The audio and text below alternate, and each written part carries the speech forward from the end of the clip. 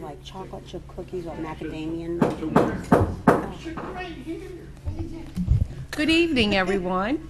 I'd like to begin and call to order our regular monthly meeting for December. Would you please rise for the prayer and pledge of allegiance? Dear Heavenly Father, we thank you for what has been a smooth first semester for our schools and ask that you guide us into the new year with a renewed enthusiasm for teaching and learning. As we look forward to our Christmas break, we ask that you keep our school system families safe from harm, bless each one, and allow them moments to rest, enjoy time with family and friends, and remember the significance of the season. Thank you for the blessings you continue to bring to our school district, and thank you for the blessings we have experienced in our individual lives. These things we pray in your name. Amen. Amen. Mr. Egan, would you lead us in the pledge, please?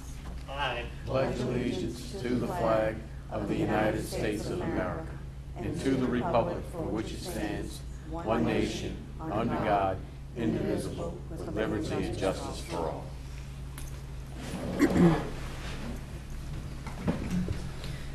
Roll call, please, Ms. Lametta. Mr. Campbell? Here. Mr. Egan? Here. Ms. Jackson? Here. Mrs. Lee Bowman's on her way. Mrs. Lemoyne? Here. Mr. England? Here. Mrs. Dysart? Here. Mr. Long? Here. Mr. Smith? Mr. Warner? Here. And Mrs. White. Here. Thank you, Ms. Lametta. And tonight we were pleased to have Ms. Lametta, our Assistant Superintendent, with us. Ms. Voce will be joining us soon. She's on her way back from a meeting in Baton Rouge. Okay.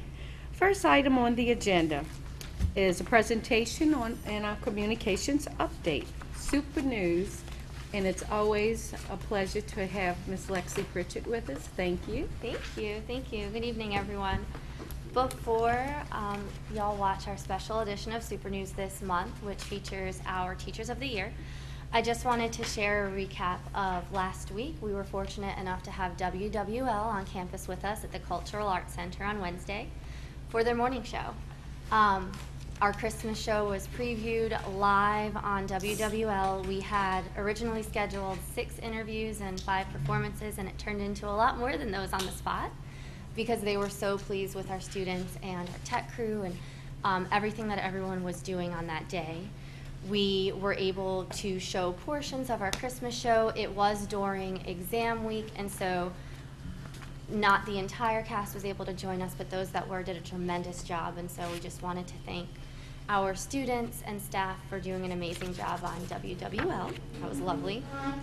And I did want to mention that earlier today, our very own Annalise Cassar Tedesco, the current 2022 Louisiana State Teacher of the Year, had her handoff ceremony during the Bessie meeting.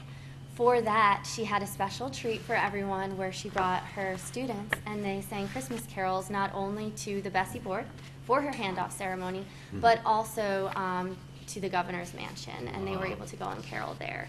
And so congratulations to Annalise Cassar Tedesco. She is officially now a part of the Bessie meetings for this year. And we are very thankful to have her. And so I did want to mention that happened today. It is recorded, and it is you can view that recording on Bessie's YouTube and Bessie's website. And so that was wonderful.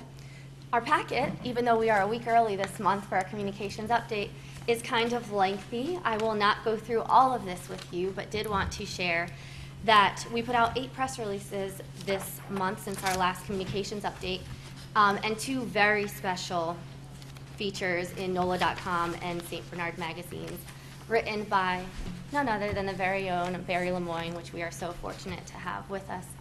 He is absolutely amazing in everything he does. So we have those featured for you in this communications update packet. And as I always give you an update of our analytics, we are doing a very good job both on our website and on social media with our numbers continuing to climb and increase. With that said, I hope that you're able to learn a little bit about our current Teachers of the Year in this month's Super News. So enjoy.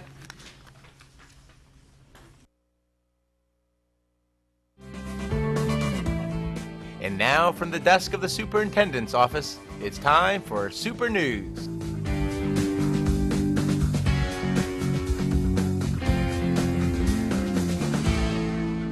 Welcome to this special edition of Super News, where we will meet a dynamic dozen of outstanding educators who truly represent all that is good in our public schools. It's time for our Teachers of the Year, the Super News Special, coming your way now.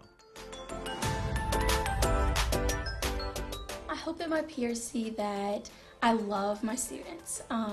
From the moment they walk in my classroom, they're mine, and I tell them so. I will help them no matter what I need to do throughout the year. I like watching a student that walks in that doesn't know anything but maybe a few of their letters, and at the end of the year they're reading.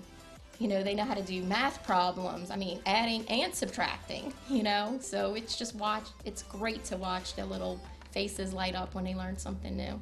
By the time they leave me, I'm hoping that they become better individuals in their mathematical skills, and I'm hoping that they take those skills and apply them to middle school and wherever their future or careers may take them.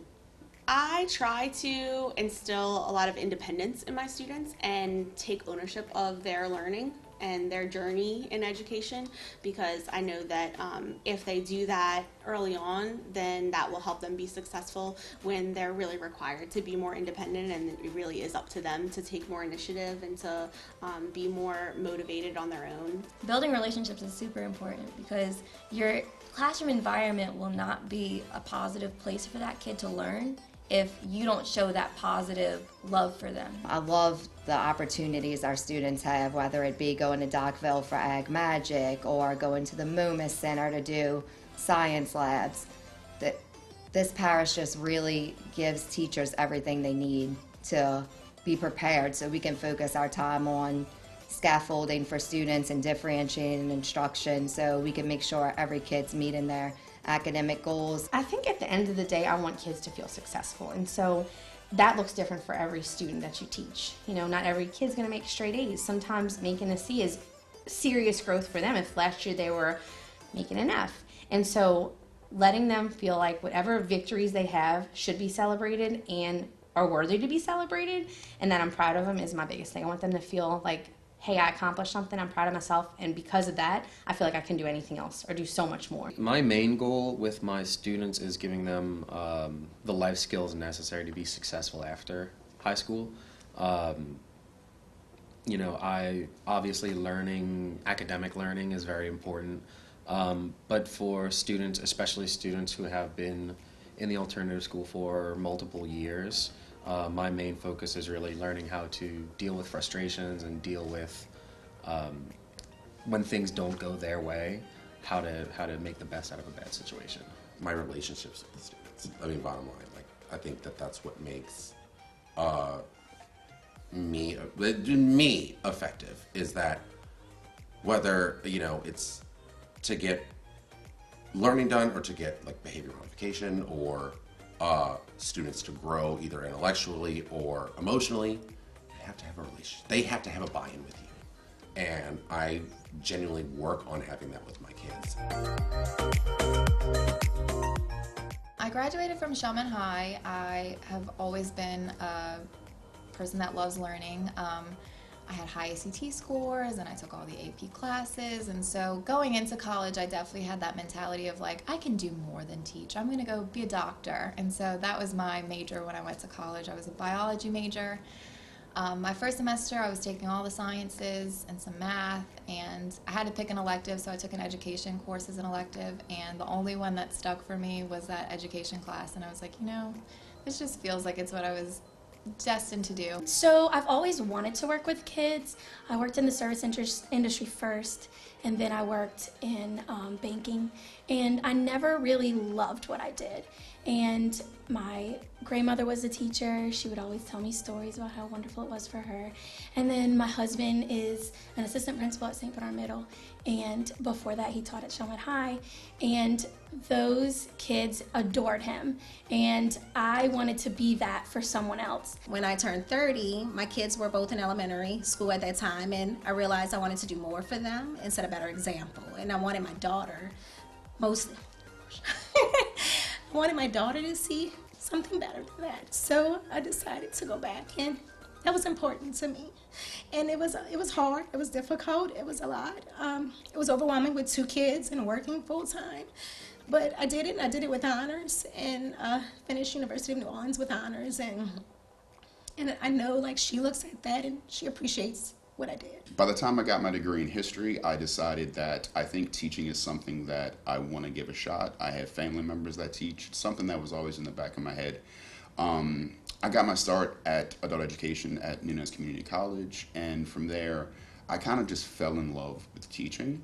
And after about 6 years there, I decided I wanted to dip my toes into a K-12 classroom, and I was lucky enough to be offered a position to teach 8th grade students at Andrew Jackson, and it's been great ever since. When I student taught at Araby, I was with Kayla Serenay. She was my mentor teacher. And when I walked into the doors at Araby, I knew right away that that would be my family.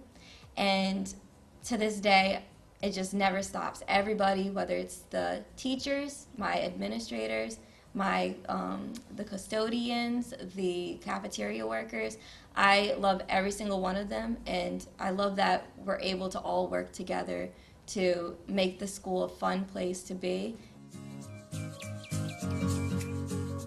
I didn't grow up in St. Bernard Parish. I grew up in Orleans Parish, but I moved here 17 years ago, and the first thing I recognized about St. Bernard Parish is how close everyone is. Everyone knows if they don't know you, they know your mom, they know your kids, they know your grandma. So it's just a very family-focused community, and I think that's really important. And a lot of focus on the kids here, whether it's within like events with the school or the games at the ballpark. Everything centers around the children, and I love that. First and foremost, love being able to teach in the community where I live and where I grew up and where my kids are in school. That's been really special because I feel like it just, it fits. So being able to see my students out at the ballpark and, around just on the weekends, that's really, it brings me a lot of joy because it feels like, I'm really further ingrained in my own community, and I'm, building those relationships with my students. My students are so diverse. In a room of 20-something kids, it's crazy how they're all over, personality-wise, ability-wise, and so I've really enjoyed making connections and really building trust with them. From being a student at St. Bernard to now teaching at St. Bernard, there's been so many changes in these past 20 years.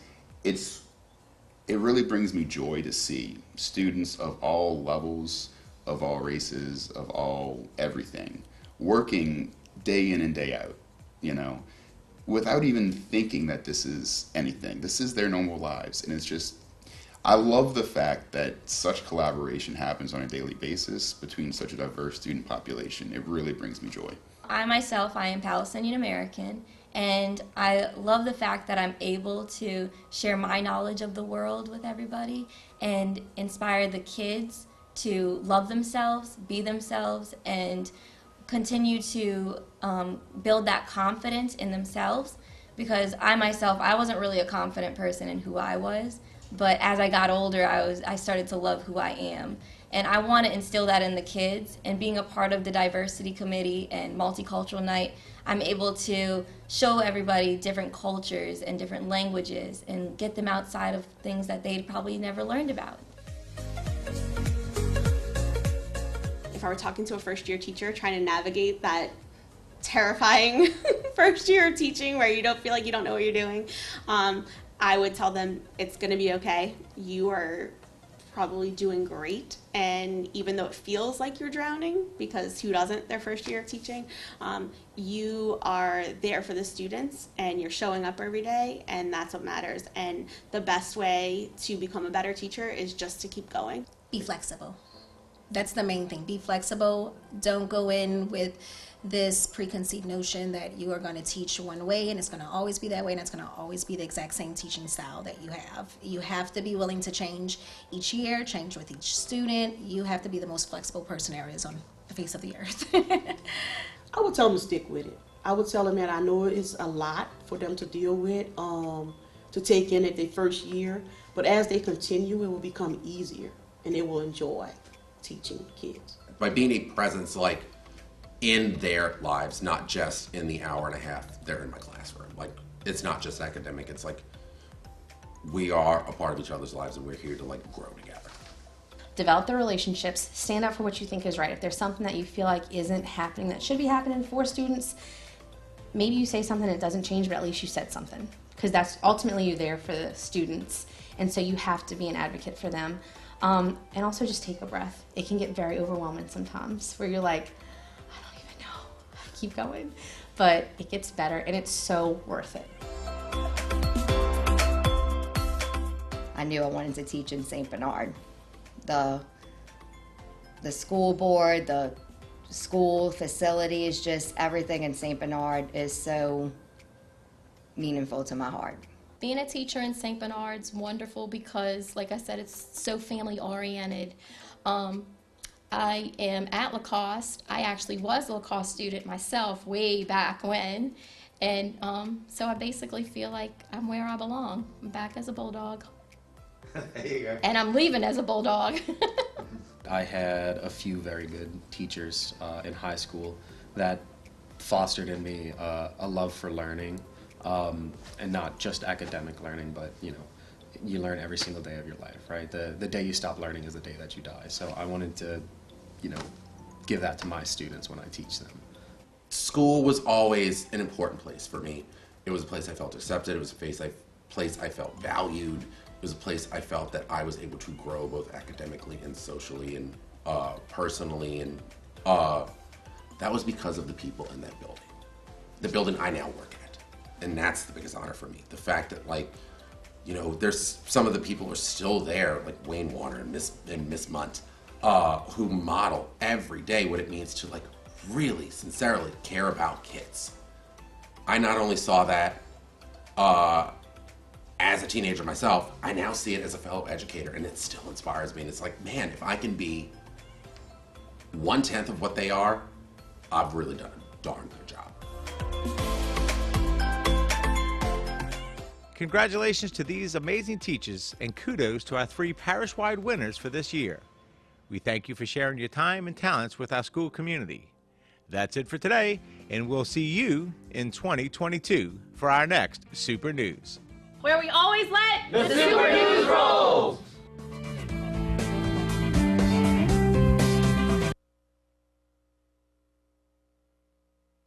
Ms. Burchett, thank you. Anything else? Nope, that's it for us today. Okay.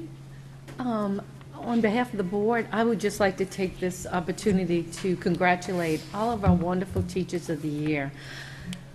Seeing the sincerity, the compassion, just the joy that the teachers have for their students and for this school system is just wonderful. And we are very, very blessed to have so many wonderful teachers in our system. And these teachers of the year really have inspired us and inspire our students every day, just as all the other teachers do, and all of our support staff and administrators. And again, we're just very blessed in St. Bernard Parish to have a great working relationship all the way from the administration, the teachers, the bus drivers, support personnel, all the way. And I want to thank all of the teachers for everything they do throughout the year and congratulate all of the teachers of the year. And it's wonderful also that many of these teachers of the year were students of ours in St. Bernard Parish. And it's great that they came back to contribute and to inspire more students in the St. Bernard Parish school system. So thanks again, and congratulations to all of our teachers of the year. And we thank you for continuing to be with us. Anyone else on Super News? As always, thank you, Ms. Richard. Great job. And Jack and Barry in the back, thank you too. Okay. All right, next item on the agenda is the presentation of the 2020-2021 Financial and Compliance Audit. And this meeting will serve as the official meeting for any public comment. Mr. Fernandez, no one signed up, right? Okay. And besides Mr. Fernandez, we have Mr. Mickey Simon with us also. Good evening. Always glad to see you. Good evening. Okay, Mr. Fernandez. Okay. As Ms. Okay, so it said we're here to present the results of the 2020-2021 annual financial and compliance audit. In your package, you have a copy of our 2020-2021 financial statements, annual comprehensive financial report, and also in your packets there should be a communication from the auditors that you can read at your leisure. But as we said, these are financial statements, and I'm just going to turn it over to Mr. Simon, who will go over the results of the audit with you. Thank you, David, and good evening, everyone. I appreciate the opportunity to be here, as always, and really appreciate the opportunity to work with St. Bernard Parish School Board. I've gained a lot personally from being the auditor here, meaning just the professional relationship that I enjoy, but also, the board enjoys a great working relationship with management here, and so it's been a pleasure to have the opportunity to work with you guys. As an overview, just wanted to talk about a little bit of delays in getting to this point. You guys are used to seeing this in October, I know, and management, of course, was ready, and we were ready in October. However, the federal government had other thoughts. And so we were waiting for some guidance to come out from them regarding the large COVID-related program called the Education Stabilization Fund. They were putting out some additional guidance that we had to wait for, with regard to that, to make sure that that everything was in from the standpoint of how we were supposed to audit it, and so we needed to wait for that so that we had that high audit quality with regard to your financial statement. So that was released December 3rd, and so here we are. So what can you expect to hear about today? Same as usual. Good news, right? So that's good. I know you guys are used to the good news and the clean report, and that's a tribute, as stated earlier, to the job that you guys do here. But I'm going to mix it up a little bit. Usually I go front to back on the report, but I'm going to actually start in the back today. We're going to start on page 199. If you could flip mostly to the back there, you'll see my strategic thought process with this when you get there. So the title of this page is The Schedule of Findings and Question Costs, but it is, section 1 is the summary of auditor's results, and that's really why I'm bringing you here first, just to summarize everything that came out of our audit. And so when we look at this section, you've got the financial statements and the type of auditor's report issued. It says unmodified. That's auditor speak for the clean opinion on the financial statements that you like to hear. The internal control over financial reporting. Here is where, if there were any material weaknesses or significant deficiencies in internal controls that we identified, that we would be reporting them, but as you can see, there are none. Also, we report on non-compliance in accordance with the government auditing standards. Those are the additional standards that we have to comply with when auditing a government. And you can see that there was no non-compliance identified as a result of our audit there. This page then moves down into federal awards. We do a special audit just over the federal dollars that the school district receives. We look at the internal controls over compliance with regard to those programs. As you can see here, again, material weaknesses or significant deficiencies, none were identified. No control deficiencies at all were identified, in fact, with regard to those programs. And the type of auditor's report issued on compliance for major programs, again, unmodified, that auditor terminology for a clean opinion on compliance. So this is the all good news part, and I finally got smart and decided to show you the one page that summarizes it all for you. So only my third time trying, right? So let me take you back, now that we've covered sort of the highlights of the results, I guess. Let me take you back into the financial statements. And first of all, I wanted to point out that the name of this report actually changed. The Government Auditing Standards Board decided to change the name from Comprehensive Annual Financial Report to Annual Comprehensive. It's just a name flip there, but just pointing that out to you. Just hitting the highlights of things really that changed from the previous year. That was one of them. If we go to page, let's see, 26, and I'll let you flip back to that. I know we started in the back.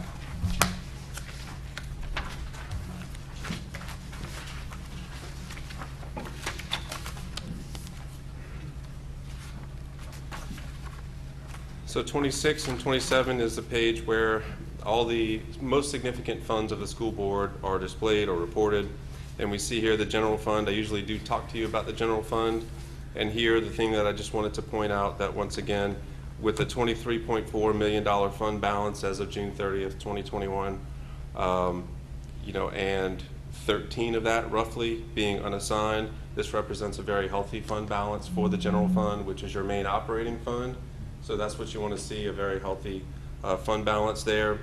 The GFOA recommends, I usually talk to you about this, the GFOA recommends that there be about 60 days worth of operating expenditures in that unassigned fund balance, and that's where you guys are, right at that 60-day mark. So that does represent that healthy fund balance as we were talking about. On this page also, you'll see over the second to last column where it says non-major governmental funds. I don't want to point out any particular numbers there, but what I do want to point out is within those numbers, and it's detailed in the back, and we don't want to get too far in the weeds with this, but your student activity funds formerly were reported as what's called a fiduciary fund, meaning those funds were always for the benefit of the students, and they still are, but the accounting rules changed, and so those numbers now came into this total called non-major governmental funds. So the detail of it is in the back, and again, we don't want to get too in the weeds with that, but what we saw there with those student activity funds was assets or cash really of $1.8 million, and revenue or inflows of about $877,000, and expenditures of about $829,000. So, and then of note is this is one of the special revenue funds. Let me back up for a second. It went from fiduciary to now special revenue. So special revenue is that type of fund that a lot of your programs are in, where it's sort of a dedicated revenue stream, and it was determined that that's where that would be reported. It's of note that this is one special revenue fund by Louisiana law that's not required to be budgeted, and so just wanted to point that out as well. So that's new this year, the student activity fund sort of moving over to that position, and so now that's where that will be reported.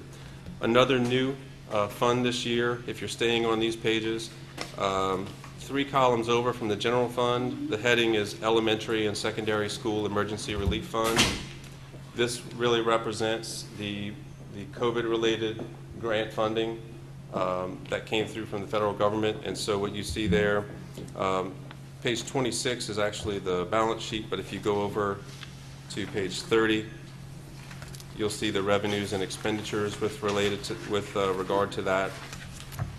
And so this was additional funding provided by the federal government that allowed you to deal with, all the COVID-related expenditures, sanitizing, anything of that nature, return to school, all those types of expenditures. So what we see there is $6.3 million of revenue related to that. And then expenditures, about $5 million was direct expenditures, and $1.3 was related to just sort of covering the administrative burden that goes with this grant, because it was, it was new for everyone. And so actually, just to harken back to what I said at the beginning, these are the dollars that had that additional guidance that we had to wait for. So I'm just kind of closing the circle on that for you. Lastly, as far as numbers, and again, not trying to go too deep here, if we go backwards again to pages 22 and 23, I'll just point out some of the more material or significant items there.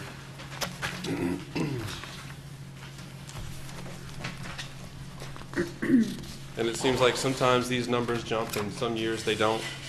But there's two, well, first of all, let me go to total assets. The total assets you see on page 22, sort of the very first section there, that it's got the heading assets. The bottom of that, total assets, is $481.7 million.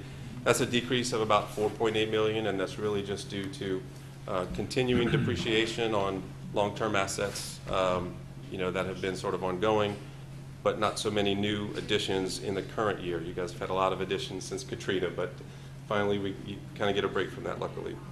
So that's with regard to assets, but when we go to liabilities, you can see total liabilities a little bit down the page, maybe 2/3 down the page, $211.7 million.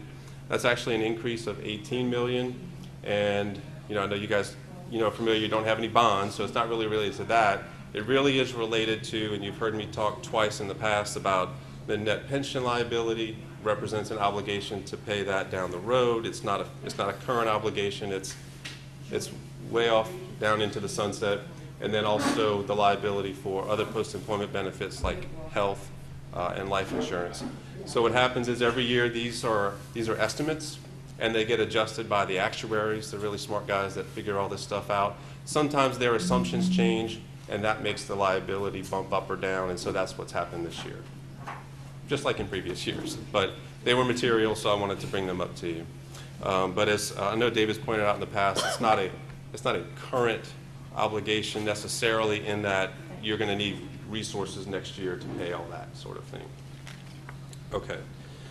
So as far as numbers, that's all I really had, but I wanted to talk about some more qualitative factors. One being that we do issue another opinion that I haven't spoken about, and it's the opinion over the BESI schedules. We do some additional agreed upon procedures over amounts and numbers that you guys report to the state. They ask us to do very prescribed procedures, and we do those every year. Once again, there were no differences noted or no exceptions to the numbers that were reported based on, when we went in and tested them, so no differences there. You might remember me saying in the past about statewide agreed upon procedures. That's something that the legislative auditor has added sort of in maybe about 4 years ago. Well, with COVID, that's been on hiatus, so there's no report this year for that. It will come back in 2022, just to kind of give you a heads up there. And then one of the last things I just wanted to talk about was, Mr. David referenced the letter that's in front of you, the letter to the board. We're required as auditors to report to you guys certain matters. Just to summarize that letter, and I've already spoken about the new accounting standard adopted related to student activity funds, and also the name change of the report was actually an accounting standard that changed, so that was implemented as well. Also, that letter states that there were no difficulties in dealing with management. To our knowledge, there was no opinion shopping, things of that sort. There were no material adjusting entries during the audit, and no uncorrected misstatements. So that's really the highlights of what that letter says. You can read it at your leisure later. And so that sort of wraps up the things that I wanted to communicate to you as the auditor. Once again, all good news, the clean opinion, the no non-compliance, of course, the controls, all having those good results. So, but at this point, since I'm sort of wrapped up, are there any questions? Anyone have any questions at this time? No? Once again, I do appreciate working with the school board, and like I said, enjoy the working relationship. You guys like a smooth audit, and quite frankly, we do too, and kudos to Mr. David for always, making it smooth. So it's been very nice having that go so well. So I thank you, and I appreciate the opportunity to work with you guys. Thank you. Nikki, thank you so much for being here tonight. We appreciate your cooperation and help throughout the audit, and it's great news to have a clean audit again, and that's great news. It's always wonderful that we are being good stewards of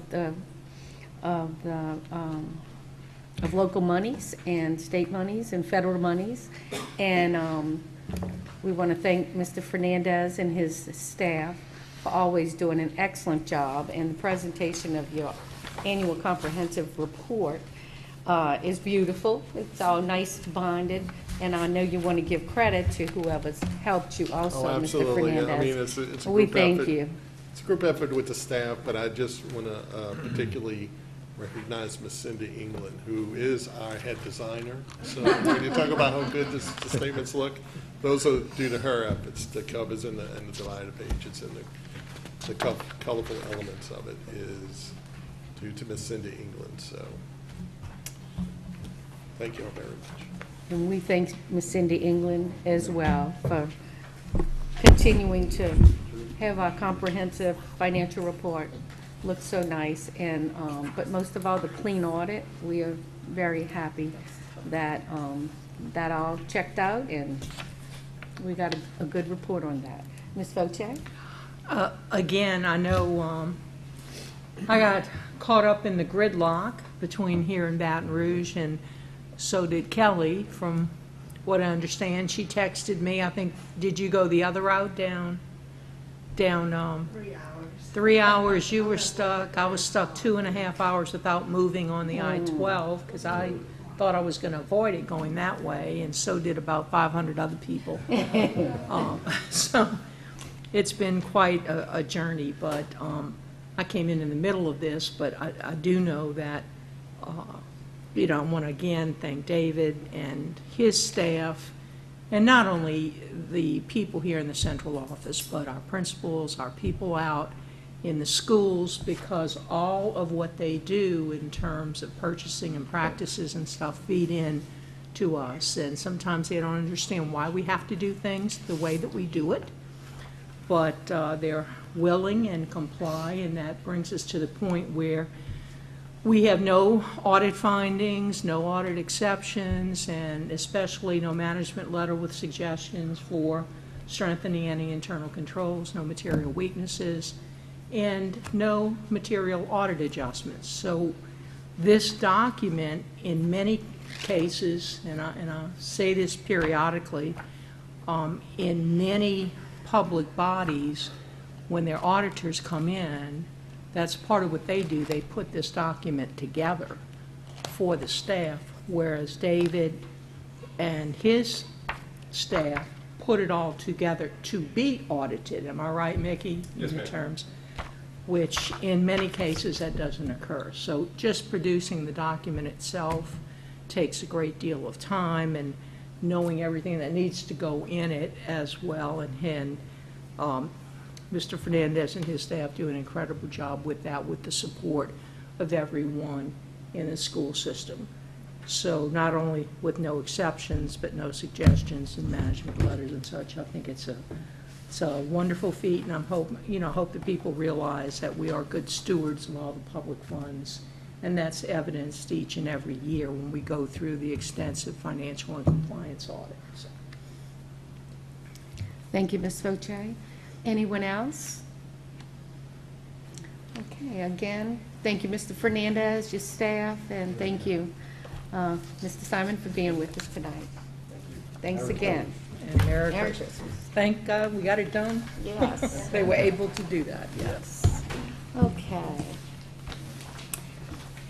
All right, next item on the agenda are the approval of minutes. First, we have an approval to incorporate the report of the General Committee meeting minutes of December 7th, 2021 into the minutes of the December 14th regular monthly meeting. Is there a motion on the floor? Motion by Mr. England, seconded by Ms. Lemoyne. Any discussion? There being none, all in favor of the motion, signify by saying aye. Aye. Any opposition? Motion carries. Next is an approval of the regular monthly meeting minutes of October 26, 2021, as published on November 19, 2021. So moved. There's a motion by Mr. Warner, seconded by Mr. Long. Any discussion? There being none, all in favor of that motion, signify by saying aye. Aye. Any opposition? Motion carries. Next is an approval of the special meeting alternate placement appeal minutes of November 16, 2021, is published on November 26, 2021. Is there a motion at this time? So moved. Motion by Ms. White. Is there a second? Seconded by Ms. Jackson. Any discussion? All in favor signify by saying aye. Aye. Any opposition? Motion carries. Next is an approval of the regular monthly meeting minutes of November 16, 2021, as published on November 26, 2021. Here's a motion by Ms. Lee Bowman, seconded by Ms. Jackson. Any discussion? All in favor of the motion signify by saying aye. Aye. Any opposition? Motion carries. Next is the review of personnel changes for December 2021, and any additions should be highlighted in your folders. I'll give you a minute to look over the list for any discussion or questions.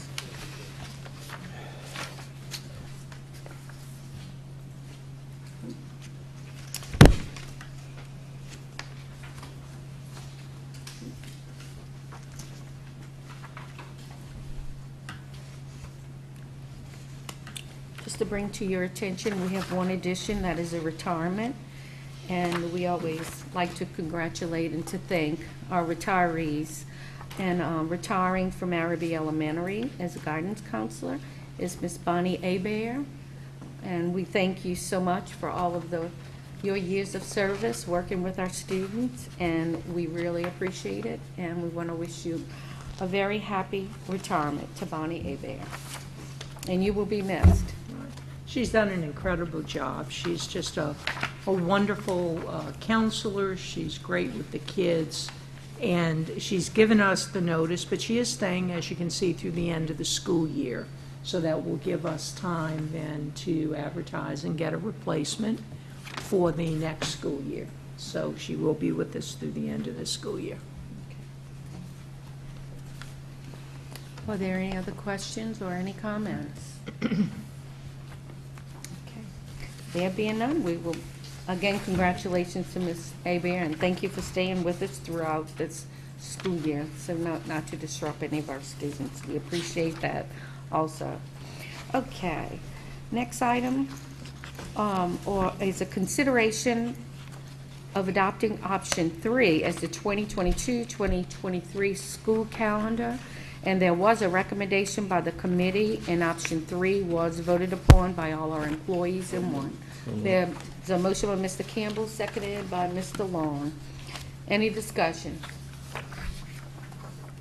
There being none, all in favor of that motion signify by saying aye. Aye. Any opposition? Motion carries. Next item is a consideration, I want to thank the calendar committee. Thank you for all your time and effort on working on the calendar committee. We appreciate it. Okay. Next is a consideration of the approval of the lowest bidder on the bid tabulation for spices and seasonings, Class 2, cereal, dry beans and crackers, Class 3, frozen foods, Class 5, meat and meat products, Class 6, poultry and eggs, Class 7, seafood products, Class 8, and canned goods, Class 9, for the period of January 1st, 2021 through June 30th, 2022. There was a recommendation by the committee. So moved. Motion by Mr. Warner. Is there a second? Second by Ms. Lemoyne. Any discussion? And we took all the lowest bids on these items, just FYI. Okay. Any other discussion? All in favor of that motion signify by saying aye. Aye. Any opposition? Motion carries. Next item is a consideration of adopting the revision to school board policy DJE, and there was a recommendation by the committee. And DJE is an amendment to purchasing, and most of these are just wording that is changed due to state law. Okay. So is there a motion at this time to consider that? Motion by Mr. Long, is there a second? Second by Mr. England. Any discussion? There being none, all in favor, signify by saying aye. Aye.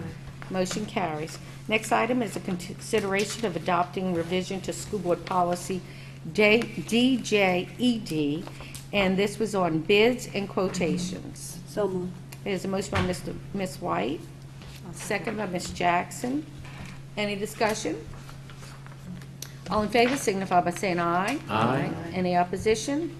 That motion carries. Next is item 5.5, consideration of adopting revision to school board policy GBRHA. There was a recommendation by the committee, and this one has to do with sabbatical leave. Is there a motion on the floor to pass this motion? Motion by Ms. Lemoyne, seconded by Mr. Long. Any discussion? All in favor signify by saying aye. Aye. Any opposition? Motion carries. Next item is a consideration of adopting revision to school board policy IHAD. There was a recommendation by the committee, and this one is concerning parent conferences. Is there a motion on the floor at this time? Motion by Mr. Warner, seconded by Ms. White. Any discussion? All in favor of that motion signify by saying aye. Aye. Any opposition? Motion carries. Next item is a consideration of adopting revision to school board policy JG. There was a recommendation by the committee, and this one is concerning student welfare. So moved. Motion by Mr. Warner. How we second- doing this? That's the one we changing the name from guidance counselor to. The last three are like that. Yes. Okay, there's a motion by Mr. Warner and seconded by Mr. England. Any discussion? There being none, all in favor, signify by saying aye. Aye. Any opposition? Motion carries. Next, and the last item is of the revisions, is an adoption of School Board Policy JQA. There was a recommendation by the committee, and this one is concerning expectant and parenting students. Is there a motion on the floor? Motion by Mr. Warner, seconded by Ms. Lemoyne. Any discussion? All in favor of that motion, signify by saying aye. Aye. Any opposition? Motion carries. Next are items to be placed on the next committee meeting agenda for next year in January. And of course, you have until next year, the January committee meeting, to put any items on the agenda. Yes, it does, Mike. Okay. And last item on the agenda is superintendent's notes. Ms. Vote. Just very quickly, we have, this past weekend, had a wonderful weekend of performances by all of our students last Thursday and Friday night. For those who were able to go to the high school performance, it was extremely well done. Our vocalists, our band members, our dancers just did, and our talented music program did an incredible job. And talking with parents while I was there, they were just so happy. They couldn't tell me enough how thrilled they were that their children were getting to actually perform after such a long period of time.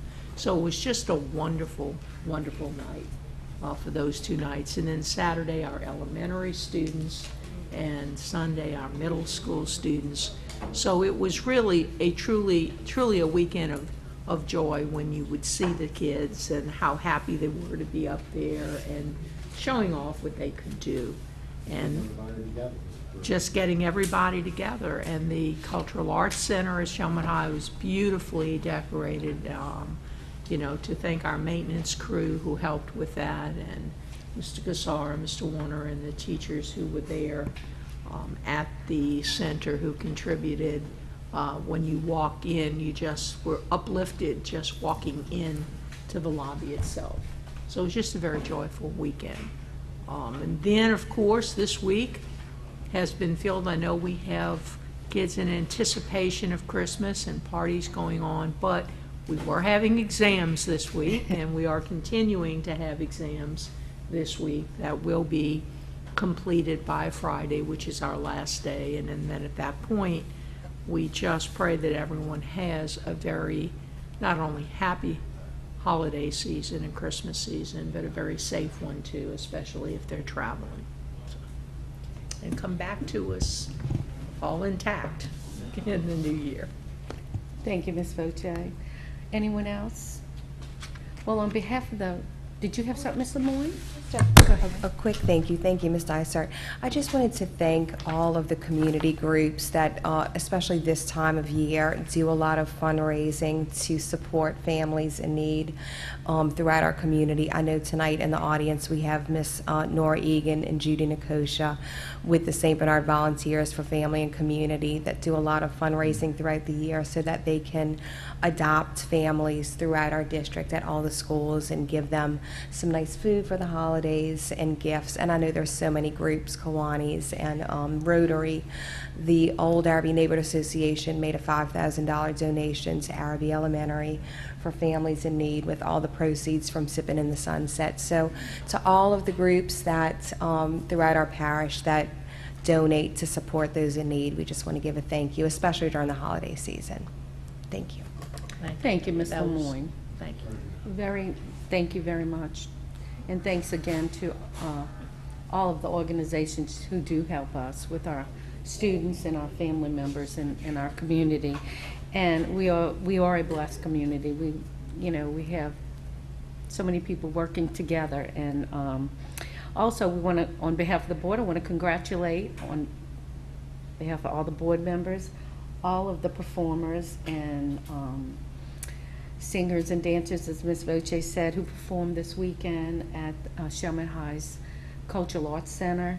And on behalf of the entire St. Bernard Parish School Board, we want to wish everyone a very Merry Christmas and a happy and healthy and a safe New Year.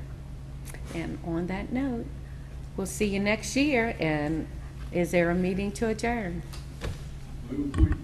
There's a motion by Mr. Campbell, seconded by Mr. Egan. All in favor of the motion, signify by saying aye. Aye. The meeting is now adjourned. Thank you and good night.